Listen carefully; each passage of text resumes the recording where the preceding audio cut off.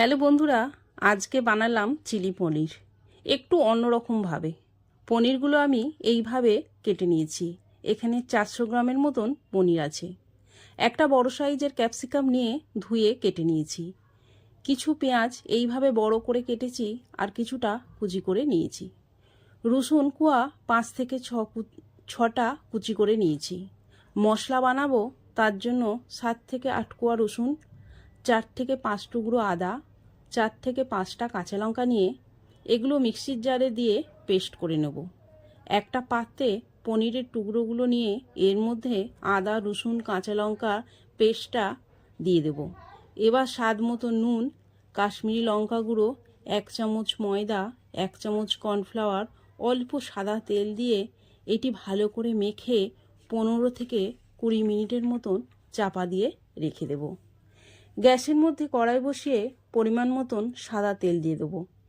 এদিকে পনিরের চাপাটা খুলে একটা প্লেটে কর্নফ্লাওয়ার নিয়ে এর মধ্যে একটা করে মশলা মাখানো পনির কর্নফ্লাওয়ারের মধ্যে কোট করে তেলে ছেড়ে দেবো। গ্যাসটা লো টু মিডিয়ামে রাখবো। এইভাবেই সব পনিরের টুকরোগুলো ভেজে নেব। অনেকটা তেল ছিল, তাই একটু তেল কমিয়ে ওই তেলের মধ্যেই রসুন কুচোটা দিয়ে ভেজে কুচানো পেঁয়াজটা দিয়ে একটু ভেজে নেব। তারপর ক্যাপসিকামগুলো দিয়েও একটু ভেজে নেব।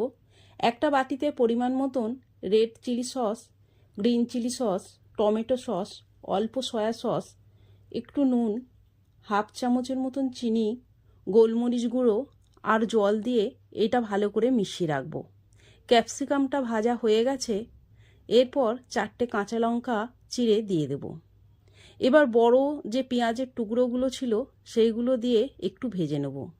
বাটিতে গুলে রেখেছিলাম যে সসের মিশ্রণটা, সেইটা দিয়ে নেড়ে দেবো।